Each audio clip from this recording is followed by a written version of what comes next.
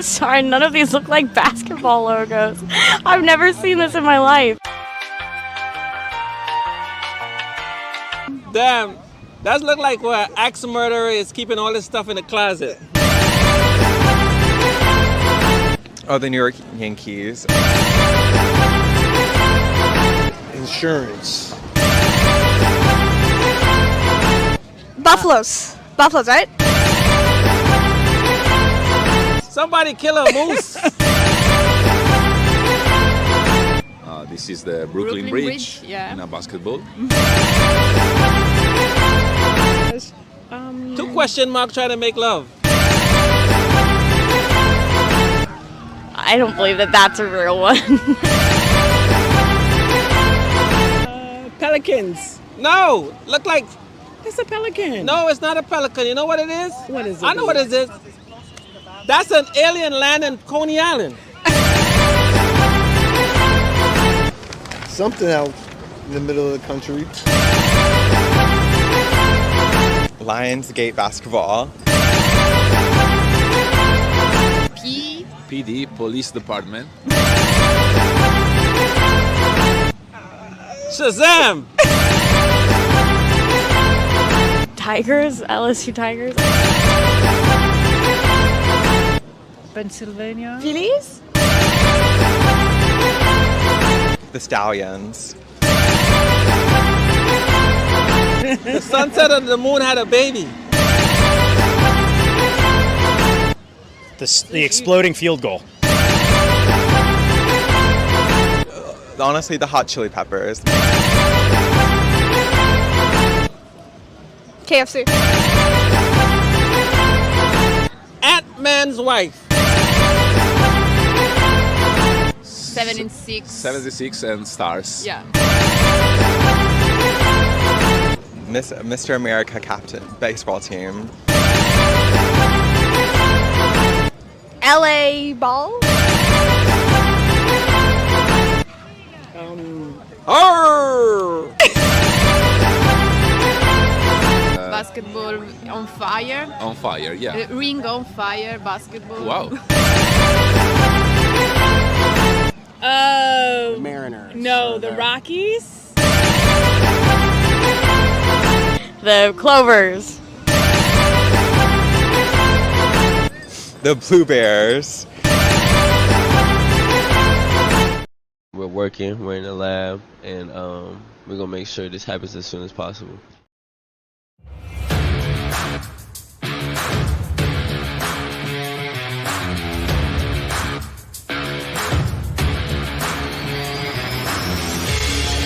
Welcome to an episode of the Sports Genes Into the Lab podcast,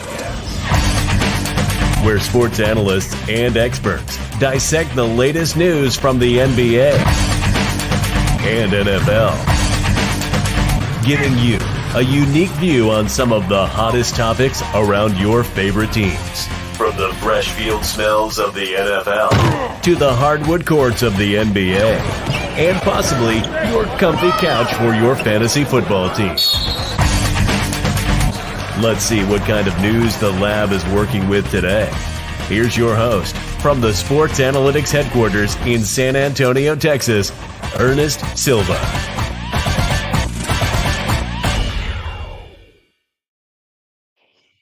Good evening, one and all. I am your host, Ernest Doc E. Silva. Excited to be in the house in the Into the Lab movie studio in San Antonio, Texas. I'm excited tonight. You know, it's not every week you get a solo episode and we get to talk hoops. And that's the dangerous part about doing this, is that when you're left with a mic by yourself, there's nobody there to tell you, whoa, you can't say that. So we are going to do that episode, the episode everybody loves to hear, where I just take those wild takes that you get raw whenever we're hanging out, whenever we're out shooting hoops, or whenever we're out just shooting the shit. You're going to get those tonight. And that's the fun one, right? That's the fun one. I want everybody to be participating in the chat, comment, tell me that is nuts, because when they come true, I'm going to tag you. So tonight's the wild ride of the NBA. But before I get too far into it, tonight's episode brought to you by our main sponsor, the Sport Gene. Hashtag what's in your DNA. Reach out today to the Sport Gene. Join our wonderful community of podcasters, content creators, gamers. We are fun here at the Sport Gene Network. Now, I said it's going to be wild. I swear it's going to be. We might have some people pop in. We might talk some hoops later on. But I'm definitely excited to have you here and with us today. So round number 1, NBA hot takes. If you're a hooper, if you like to watch the NBA, if you're into seeing what I'm going to talk about, stay tuned. Today's going to be a lot of fun. Now, we're going to start off with some of the hottest topics around, which is starting off with LeBron James. For those of you who don't know, he's sitting down. He's not doing much. LeBron James is absolutely the best athlete of all time. Now, it's not a hot take. People might say he's the GOAT. I'm not saying that. I'm saying right now, for a man at his caliber, for 20 years in the NBA, for the amount of run he's had, he is absolutely the best athlete of all time, and you can't steer me otherwise. Leads in points, top 10 in minutes. Top 3 in minutes, top 10 all-time assists. He's just a man on a different level. Does he have the win percentage? No. He doesn't have the win percentage, but he absolutely has that athlete status where he could play multifaceted sports at a high level for multiple decades. And there's not a lot of athletes that can do it at that level. He is the upper echelon of any athlete. And it's really left to nobody else. I actually have him being the greatest athlete of all time. And I'd love to hear a take of who else you would put in that category. I can't think of one. When I think about what LeBron James has done and what he's done over the length of his career and how he's controlled the narrative for his career, I really don't know if there's anybody better. So I'm interested to see who you would have above him. Comment below. Speaking of his future, though, LeBron James should be leaving LA. I don't think there is a world where you can sit there and tell me the Lakers are the best option for LeBron next season. If he didn't have his family so rooted in Los Angeles and he didn't have his, career of acting and Hollywood fashion and his whole makeup, I would say it's almost a foregone conclusion he's gone. But I don't think where you believe he should be going is his next team. Now, most people think the Lakers are it. That's where it's set to be. I'm not as sold on that. I am actually leaning to a couple teams that nobody really is suspecting. And for homers that watch this show, that you live in the Lone Star State, you might start hyping a little bit. For those of you who don't watch this show and haven't been used to me taking wild takes about LeBron James and where he's playing next season, get ready, because you might be a little like this. What? Bro, what are you talking about, man? Right now, the Vegas odds for LeBron James playing next season, Lakers minus 320. Then it's Cavs, Heat, Knicks, Warriors, Hawks, Bulls, Sixers. None of those teams are in my top 3. To me, LeBron James is between 3 teams. It is the Los Angeles Lakers, it is the Dallas Mavericks, and it is the San Antonio Spurs. And I'm going to tell you why. I'm going to give you the reasons why. Number one, he's staying in LA because that's the easiest thing to do. You stay in LA, it's your team. You bring JJ Redick, you draft your son, or you implore the front office to draft your son for those truthers that LeBron doesn't control the GM. And the Lakers continue forward having LeBron James. You sign him to an extension. To me, Dallas makes a whole lot of sense. His best friend plays there. An MVP candidate plays there.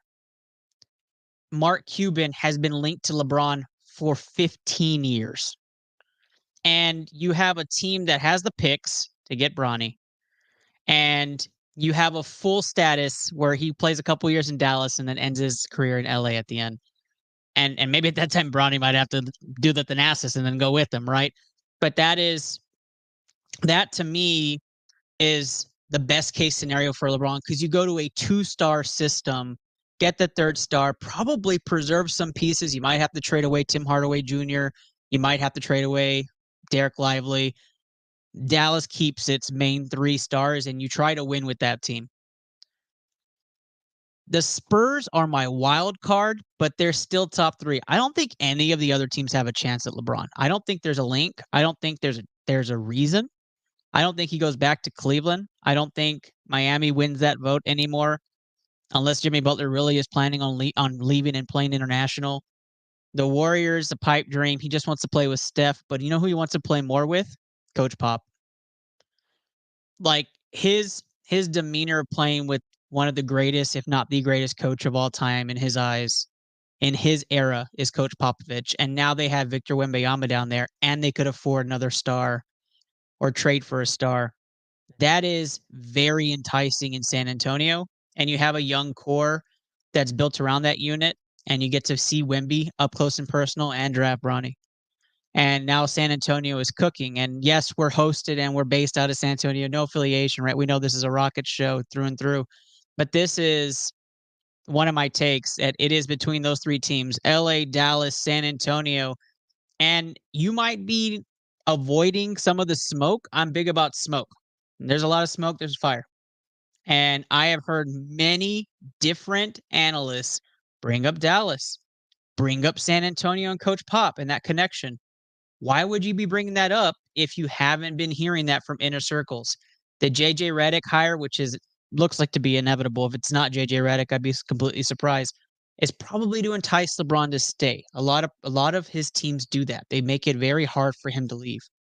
So look to see where LeBron lands. To me, it's LA, Dallas, or San Antonio. But let's stay with San Antonio as we transition out to Victor Wembanyama and what's happening with the Spurs right now in Texas.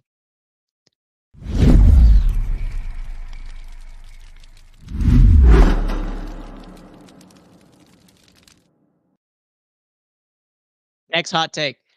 Victor Wembanyama is going to be a top 10 player next year. And I don't know how you can steer me otherwise. Victor Wembanyama's stats are through the roof just as a rookie. He's continued to impress. He got better through the year. We thought his size and his physical stature would break. We worried. We saw Chet Holmgren get hurt, and we've seen the players of past with that build get hurt. We look at Zach Edey and we have that worry about him. And now you have Victor Wembanyama coming out and just doing astronomical things that translated from the EuroLeague and came over to the NBA smoothly. Like Victor Wembanyama was phenomenal this year.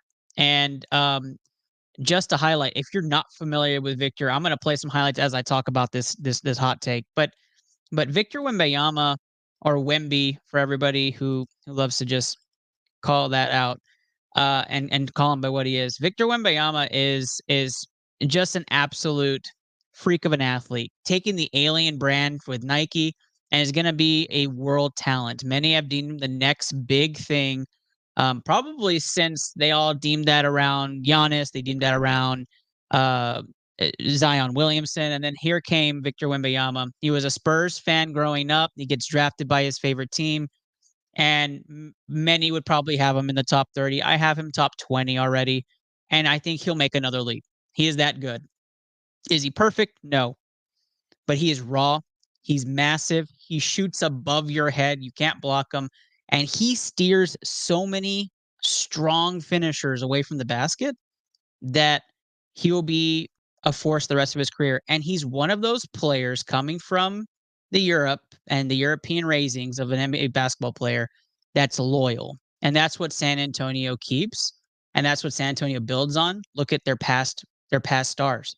Tim Duncan, Manu Ginobili, Tony Parker, and even Kawhi Leonard before the debacle with his uncle. When they're dedicated, they win. So the Spurs are going to be on the up and up. They're one of my top 14. We're going to talk about a little bit later that you have to watch out even starting next season. And I think playing with a freak star athlete like Victor Wemby, and the King together a couple of years with his son and with Coach Pop just makes sense to me for LeBron. And so here's my other hot take with the Spurs. They are going to do something they don't do. It's a decade since they've done it. They haven't really had a big splashy pickup since LaMarcus Aldridge. And here it is. The Spurs are going all in on Wemby this offseason. You're going to see it. They're going to make their run at LeBron. They're going to make their run at trying to get Trae Young to join up and get a star guard here to pair up with Victor Wembanyama. And then somebody like Pascal Siakam or a caliber player of that nature is going to come in, and you're going to have a big three in San Antonio next year that's going to be very interesting. Because if Wemby does make that jump, you're going to have a Batman, you're going to have a Robin, and you're going to have a second Robin. It's going to be a very talented team with a roster that's young and deep, very similar to the Thunder. They have pieces, and it's just a matter of staying healthy and building around their new big three. And what will the Spurs become? I think they would become a top 6 team in the West starting, and they would be a top 6 team there forward for, the next decade. And so if you're a Spurs fan, you're excited. If you're an NBA fan, you're like, oh my gosh, Spurs are back. So we'll have to see what happens with San Antonio Spurs and Wemby. And that's all I have to say about that.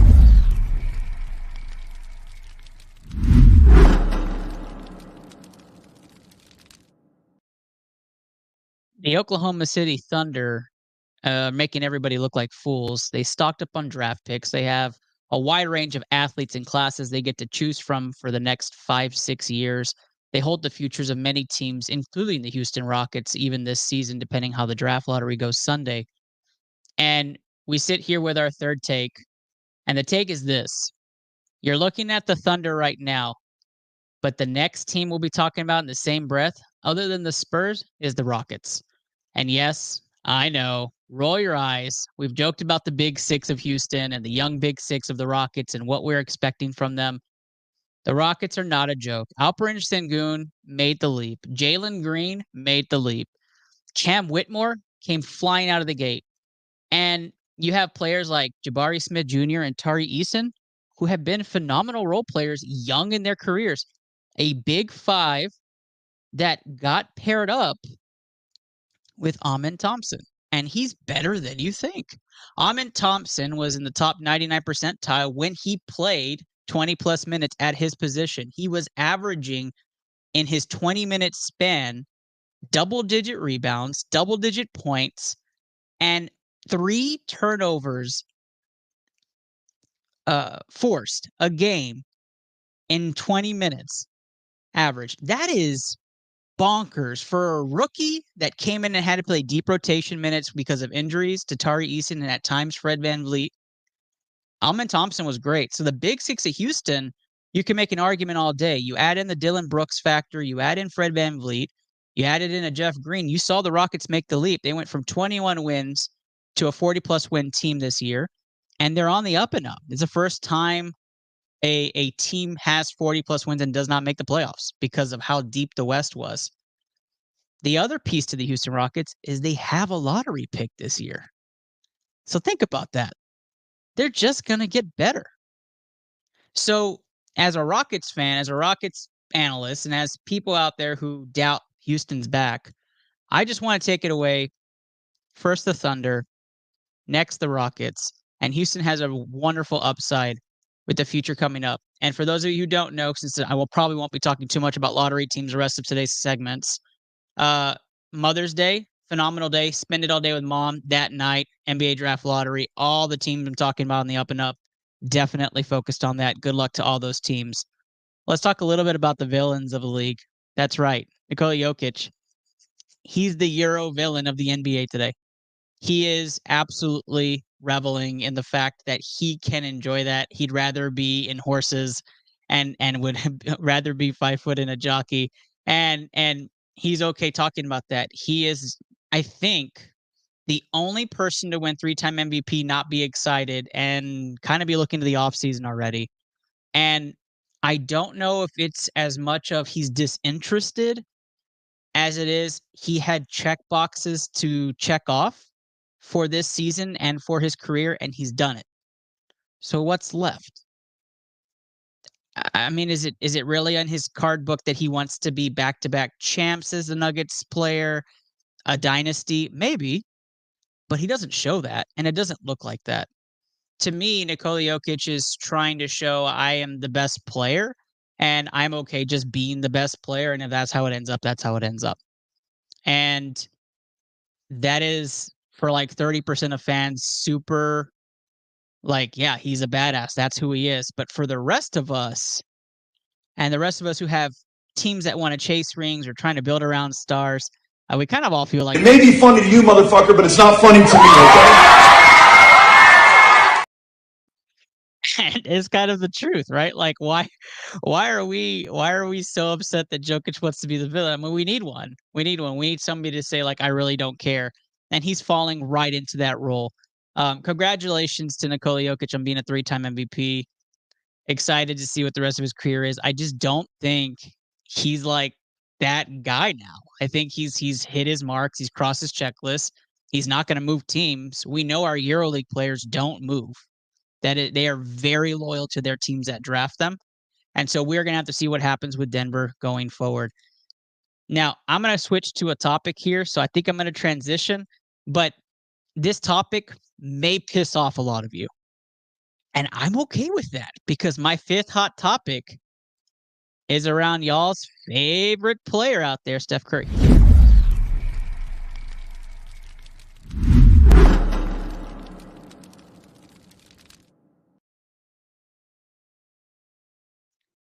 So my take is not something unfamiliar with ITL fans, and welcome. If you're just joining the show, I know there's quite a few of you out there. I'm excited about it, right? So today's topic is all about hot takes in the first round, hot takes we've made, hot takes we're making, hot takes that I've been on the hook for. I have said this year after year. If you take the All-Stars off Steph Curry's team, he's not that guy. He can't carry a team. He is a system player that allows himself to be boosted by the players around him and because of the system. And that is okay. That is phenomenal. Like, there are great athletes that developed and had wondrous careers and were championship players. Robert Horry is one of them, just a clutch player. He just had ice in his veins. Just Steph Curry's not that guy. And you would argue and say, well, Steph Curry is, if you take anybody's all-stars away, they would not be that guy. That's not necessarily true. If you really want to challenge it, LeBron James, although he likes to stack his rosters, when his all-stars are not playing, his win percentage is over 75%. James Harden, when he played with no all-stars, his win percentage was over 75%. When Steph Curry has no all-stars in roster, his win percentage is 53%. Like, and at one point in this dip that the Warriors had, it was 20% until he was out the rest of the season. He went on injury. There is a thing about a player where you fit a system and the system works and then boosts your numbers. And Harden was in a system like that, but he carried the team. I don't think if you switch Harden and Curry in the mid-20 teens, they would have the same outcome. And that's not outlandish to say. It's just not, they're just not built the same. Phil Jackson made MJ and Kobe, and MJ and Kobe made Phil Jackson. Steve Kerr, in my opinion, and the Golden State Warriors front office continued to boost Steph Curry. And when that front office missed on their picks or their stars left, like Kevin Durant, there was a dip, and Steph didn't carry that load back. And I don't think he's that guy. And I think the dynastic run of the Golden State Warriors is over. And so we are going to see a major transition in the next year or two. And it could be next year where either Steph is gone or that Warriors shakeup of management is gone. And we're going to see a very different Warriors team going forward. And we're going to see that dip all over again. My last take of the night is going to be talking about the top 4 teams in both the East and West with the highest upside. And I'll give some highlights as to why. If you're just joining in, stay tuned real quick. We're going to be right back after a quick transition.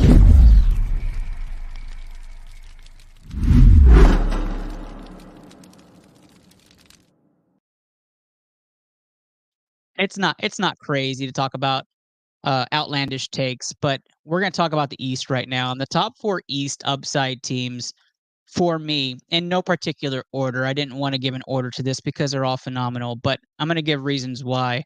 The Philadelphia 76ers for me right outright is Tyrese Maxey. Tyrese Maxey, to me, very young player, can hold a team, 40 piece in the playoffs, high upside, has another piece with an MVP caliber player with Joel Embiid. The 76ers are a team, if you want to latch on and ride that, it's going to be a team to be fun and watch going forward. Top 4 East high upside team for me. The Boston Celtics, for reasons undisclosed, that if you're living under a rock, if you don't know why, Jason Tatum, Jaylen Brown, Kristaps Porzingis just by itself, and our favorite Derek White here in San Antonio, bald Derek White for that has been phenomenal. But the Celtics, to me, are one of the best teams, young enough teams that you can ride another 5 years at least and be excited about your team having a chance to win a championship. And that's what this highest upside list is. You're going to ride a team and ride them all the way up. We call the top 4 yearly. Celtics and Sixers, 2 that have been there for a while, they stay. Our newbies, though, are the Orlando Magic and the New York Knicks. Now, the Orlando Magic, Paolo Banchero is phenomenal, and he's a player to be reckoned with. They have built that team up. They're another team that built through the draft, hoping that their stars continue. Franz Wagner has been fantastic. The team's chemistry continues to grow, and I love what they're doing in Orlando. Not to say like other teams are not building as well, but the Orlando Magic are building a culture there and a system that I did not see at first. And I'll be completely honest, I thought they were not going to be that good this year. I thought they were going to tank a bit. I didn't know if they were going to actually make the leap, but they did. And it's exciting. They're actually one of my top teams to watch next season. And I stand by that.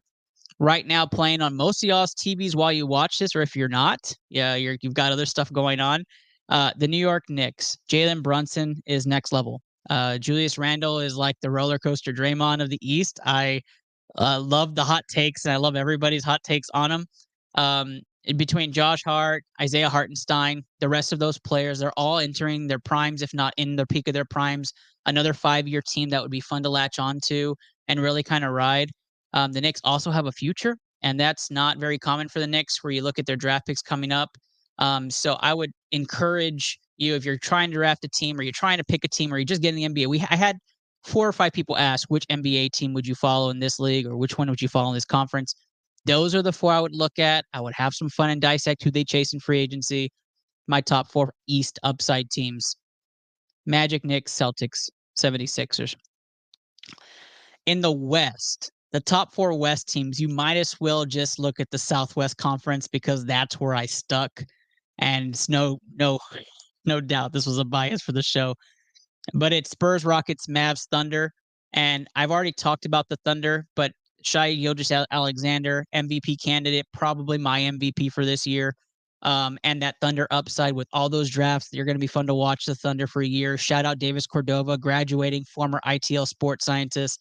Excited for your team. But the Thunder are probably the most favorite pick out of all of this besides the Spurs. Mavericks, for reasons undisclosed earlier, if LeBron ends up going there, or if you just see the Luka Kyrie show go on for another 3-4 years, it'd be a great pickup in a very tough and competitive division. The Southwest Division is going to be nuts for the next 10 years. There's a lot of great basketball nightly, and there are 82 games. 20 of them are going to be fun, and that includes the Pelicans in that group. The Spurs, we talked about the Spurs and Victor Wembanyama. We talked about the money they have in free agency, the moves they have. They're going to have another lottery pick this year. The Spurs could be very dangerous for years to come, and that's going to be fun. And Wemby's going to be the face of the league, and along with Ant, and that's going to be a fun team to watch. Some probably are like, how are you not putting the Wolves in here? Like, you've got to be nuts. This guy, let's turn him off. Like, this doesn't make sense.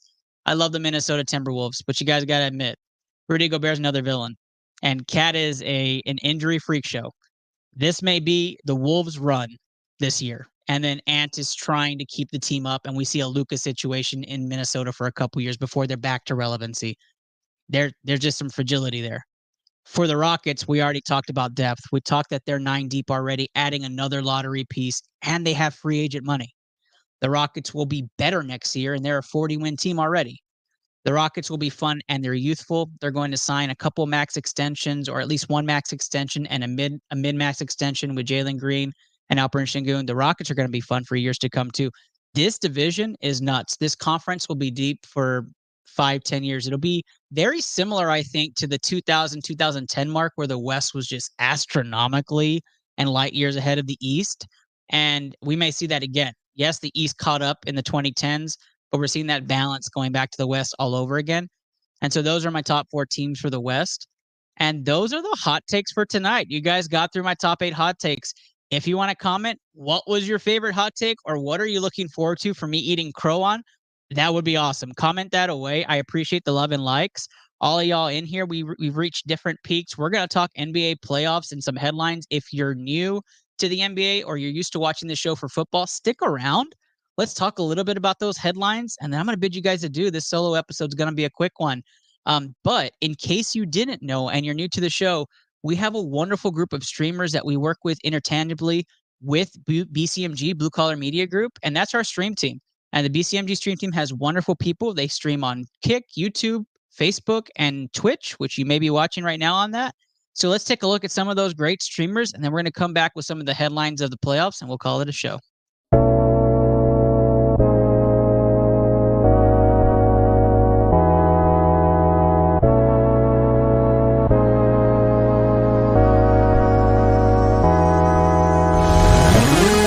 Jill going down the hill, gonna go fetch Jack in his little pill. Jack feeling down and that's pretty bad. Let's go. Oh, yo, clip that headshot. No! A pistol. What? Okay, that didn't count. Woo, let's go, baby, clutch it up. Yeah, I like it. What? No way. Did that precision just kill me? Let's go! Nice, Papa. Papa with the clutch kill at the end. Let's go. Oh, I missed. That was bad. Got him. Nice. Man, I'm going to go steal their shit. That is definitely green. You're dumb and it's orange. We're both wrong, red.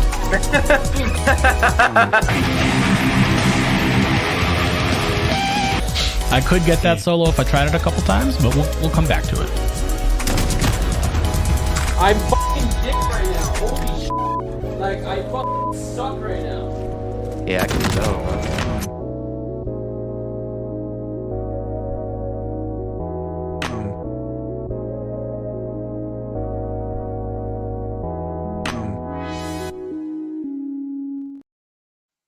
Welcome back. Welcome back. We are at the Into the Lab podcast studios. Tonight's second round segment, we already did our hot takes. The second round segment's still hot. We are sponsored by HotWorks, NBA headlines for the playoffs. HotWorks, a studio where you can do hot yoga, hot thunder, hot stretch. There's a lot of different hot exercises you can do. If it's not your thing, I suggest you try it. We started getting into those infrared saunas here at ITL. All of us became members. We saw the weight coming off. We saw all of our personalities and attitude becoming positive. Totally endorse HotWorks, one of our newest sponsors of the show. Excited to have them on board. Look forward to more content and more mingling with our new HotWorks studio partners. All right. NBA headlines are here. If you're not watching the Minnesota Timberwolves this year, you're never going to watch them because this is the time to watch the Minnesota Timberwolves. They can't lose. You're going to pound that. There's a rule in Vegas that if the color's red, you bet on red again. If the color's black, you bet on black again. Until it changes, you don't change your bet. The Wolves are 6-0. They are rolling through the Western Conference playoffs, which is supposed to be a deep conference, very talented, and this is a young team that's inexperienced in the playoffs. That doesn't matter. The Timberwolves are great. The Timber Pups are no more. And the Wolves are showing that they just may be the team to beat, not the Thunder, going forward in the Western Conference finals, as long as they can hold off the defending champ Denver Nuggets. They are up 2-0 in that series. They won both games in Denver. They won the second one handedly. And so you are going to look at this game, and if you are a betting person and you're trying to say, okay, where am I betting or where are my odds at here? You are sticking with the Wolves, and you're not taking your money from it until they show you otherwise.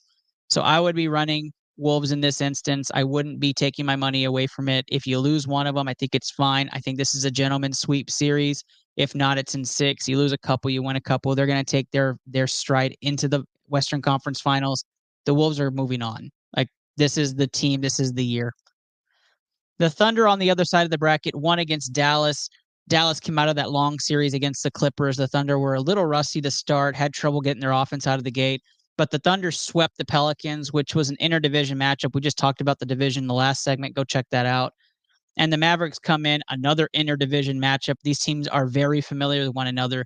The difference is that the Thunder are youthful, the Thunder are fast, the Thunder focus on defense, and they match up well with the size of Dallas. With Max Kleber hobbling a bit on the size part, I inch and give towards Chet Holmgren and the Thunder when it comes to the size advantage. And as long as the Thunder can keep shooting threes the way they have been, the Thunder are going to be a hard team to beat. Luka's going to have a masterful MVP game in Dallas. You're going to have to see Kyrie maybe take over a game to give Dallas a puncher's chance to take this to 6 or 7. And then you're talking about really pulling that upset off and then trying to take down this red hot Wolves team. And so this is it. I think the Thunder and Wolves are the juggernaut matchup we've all been waiting for in the West, where you really see talent versus talent. And I'm excited for that. And that's the West. The East, the Celtics are still that team. They are that. We wondered if the Celtics were going to be a bit of that F word nobody likes to say out loud. Steve Reisner's kind of rolling around right now in his bed, probably hearing this. A fraud! A big fraud! Luckily, I was not one of those people, and they have proven me right. The Celtics won a gentleman's sweep against the Heat, against the really drama-filled Miami Heat, which is weird. And then the Celtics now take a 1-0 lead against the Cavs, like they should, in a game that was early on, kind of back and forth, and they just kind of ran away with it. The Celtics are everything that you thought they were going to be. They're deep. They have experience. They have a lot of vets in the front court, and in the back court, you have a lot of experience, all-stars. And I like what the Celtics have built. Everybody's healthy. Derek White is doing exactly what he's been doing all year and just playing at an astronomical level. Celtics are the team to beat. They are the team to beat overall. They have the experience, they have the youth, they have the talent, they have the coaching staff. Celtics are the team to beat. And if you're just following along, they were an early pick for us anyways. Give me a hell yeah! So it's not a crazy topic, but the Knicks are kind of the Cinderella of the elite. Like the Knicks at times, Jalen Brunson looks like an MVP candidate. And then the Knicks, just Madison Square Garden, it's like the arena of arenas that you want to have stardom. You want to see a finals there. You want to see the Eastern Conference Finals there. And if you think about the teams winning in their series and who's the better team, the Knicks are the better team than the Pacers. The Pacers are built for the regular season. They don't play a lot of defense. And the Knicks, even with some injuries, are winning these games and coming back from double-digit deficits in both games 1 and 2 and winning. And in tonight's game, they're up by 10 with 33 seconds. So the Knicks are that 4th seed of the top elite teams that we talked about, who are the favorites right now in their series. And I do like the Knicks for the drama, for the emotions. But there is going to be a glass ceiling to this. Who's the star that's going to step up in the clutch against the Celtics? Who's going to step up on the road to take a game from Boston, take a game from a Western Conference foe? I don't know if they have that. Jalen Brunson sometimes doesn't show up. That can't happen either. You're going to need a 6-7 game series here on forward. It's going to be very interesting. I love what New York has built. I love the chemistry they have. They are that Cinderella team you're going to be rooting for this year. And because I had this request asking, what about all the other teams? Here's my quick rundown.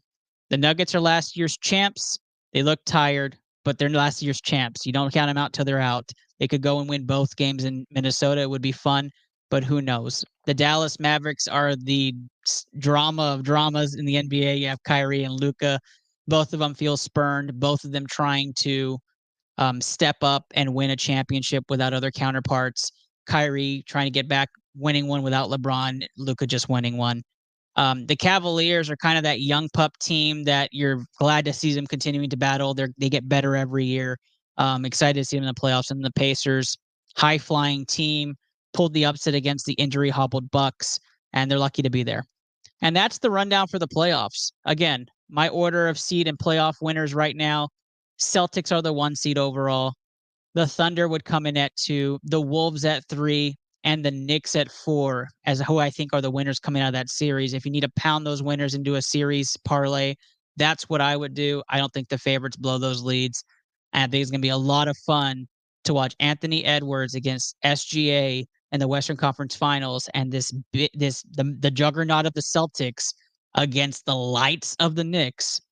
Just a lot of great storylines for the NBA. I think it's done right. You don't have those big stars in there. No Steph, no LeBron, no Giannis. This is a whole new era. So much fun. That's tonight's episode, guys. And you got a lot of me in there, and I hope it wasn't too bad. 40 minutes is a great time for us. I'm your host, Ernest Docky Silva. Some of these hot takes may take. I expect full clips from Mark out of this. Thank you, Mark, for all the clips for tonight. I expect to see everybody loud and proud the next couple weeks. We got some big interviews coming up and some big time news coming up for this show before we hit the off season for 6 weeks after the NBA draft. Good luck to your teams if they're still dancing in the NBA bracket. And for those that follow the NHL, I hope you guys are getting your wins. I know for Dallas Stars fans, we were all kind of upset. But Mark, they'll come back. Don't worry, man. Thank you guys for joining me tonight. Have a wonderful night. Good night, guys.